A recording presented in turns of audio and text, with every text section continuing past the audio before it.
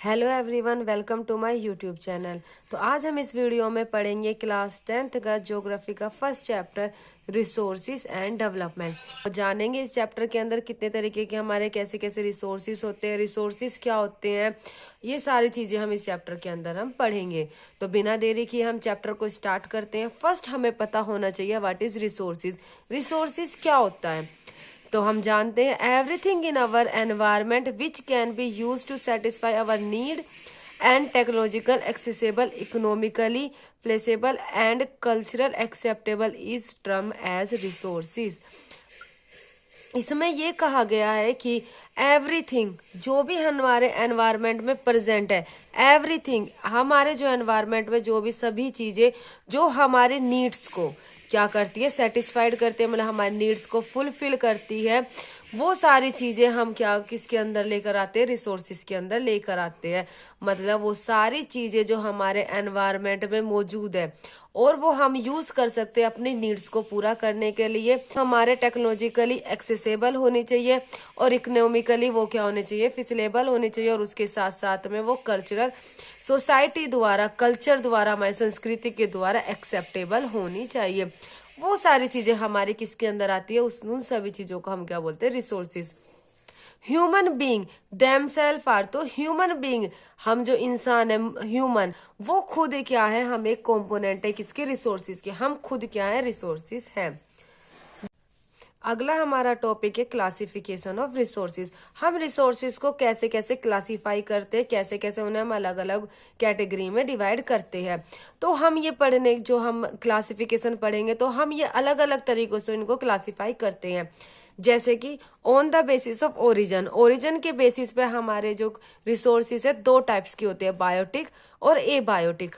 उसके बाद में ऑन द बेसिस ऑफ एक्सुटेबिलिटी, जिसमें हम देखते हैं ये भी दो टाइप्स के होते हैं, रिन्यूएबल और नॉन रिन्यूएबल। रिन्यूएबल रिसोर्सेज जिन्हें हम दोबारा दोबारा यूज कर सकते हैं, ये हमारे दोबारा बनाए जा सकते हैं। नॉन रिन्यूएबल रिसोर्सेज हमारे वो रिसोर्सेज होते हैं जो हमने एक बार यूज कर लिए तो उसके बाद में वो रिसोर्सेज हम दोबारा बना नहीं सकते। जैसे कि पेट्रोल हो गया, पेट्रोल हमारा नॉन रिन्यूएबल रिसोर्सेज के अंदर आता है। On the basis of ownership, ownership के अकॉर्डिंग हमारे जो रिसोर्सेज है उन्हें हम बांटते हैं इंडिविजुअल, कम्युनिटी, नेशनल और इंटरनेशनल। इन चार कैटेगरी में हम रिसोर्सेज को डिवाइड करते हैं। On the basis of status of development, और हमारे फोर्थ किसके अकॉर्डिंग, स्टेटस ऑफ डेवलपमेंट के उसमें देखें तो हमारे तीन तरीके से हमें डिवाइड करते हैं, पोटेंशियल, डेवलप्ड स्टॉक और रिजर्व। इन तीन इसमें हम कैटेगरी में इनको डिवाइड करते हैं। अब हम आगे बढ़ते हैं, एक बार हम ये फ्लो चार्ट को भी हम देख लेते हैं। इस फ्लो चार्ट में बताए गए रिसोर्सेज हमारे दो तरीके, एक हमारे नेचुरल रिसोर्सेज, सेकंड हमारे ह्यूमन। नेचुरल रिसोर्सेज दो टाइप्स के, renewable resources, non renewable resources. Renewable resources हमारे जैसे कंटिन्यूअस होते हैं, फ्लो एंड विंड, जैसे कि पानी, हवा, ये रिन्यूएबल रिसोर्सेज है। बायोलॉजिकल, हम इनको रिन्यूएबल रिसोर्सेज को बायोलॉजिकली दो तरीके से डिवाइड करते हैं। एक होते हैं हमारे नेचुरल वेजिटेशन, जैसे जिसके अंदर फॉरेस्ट आ जाता है। सेकंड हमारी वाइल्ड लाइफ, जंगली जीवन। ये तो हो गए हमारे renewable resources. Non renewable resources जैसे कि हमारे रिसाइकेबल मेटल्स, रिन्यूएबल रिसोर्सेज जैसे कि हमारे recyclable metals, non recyclable metals. Non renewable resources हमारे कुछ मेटल्स जिनको हम क्या कर सकते हैं, रिसाइकल कर सकते हैं दोबारा। और दूसरे हमारे नॉन रिन्यूएबल रिसोर्सेज जैसे कि फॉसिल फ्यूल, ये एक बार यूज हो गए फिर ये फिनिश, हम इन्हें दोबारा दोबारा रिसाइकल नहीं कर सकते।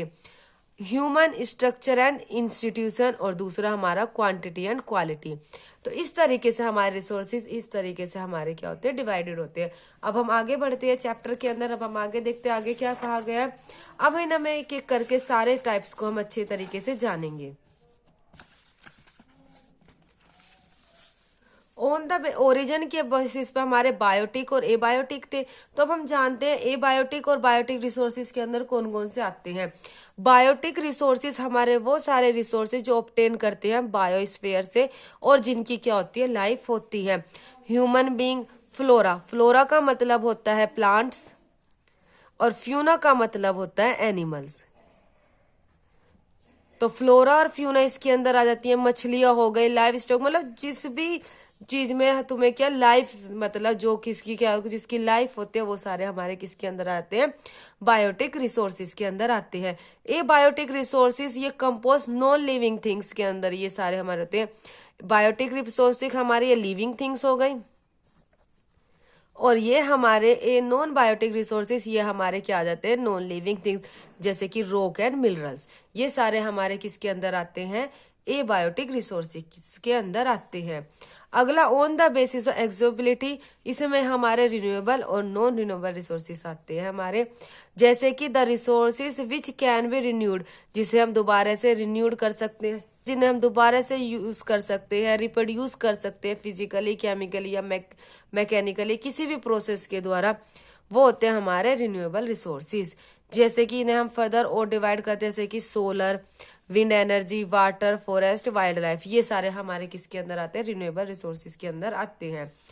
नॉन रिन्यूएबल रिसोर्सेज ये सारे जो हमारे वेरी लॉन्ग जो अकर ओवर, नॉन रिन्यूएबल रिसोर्सेज ये हमारे बनते हैं वेरी लॉन्ग जियोलॉजिकली टाइम, मतलब इन्हें बनने में काफी लंबा समय लगता है, मिलियंस ऑफ ईयर लगते हैं इनकी फॉर्मेशन के लिए।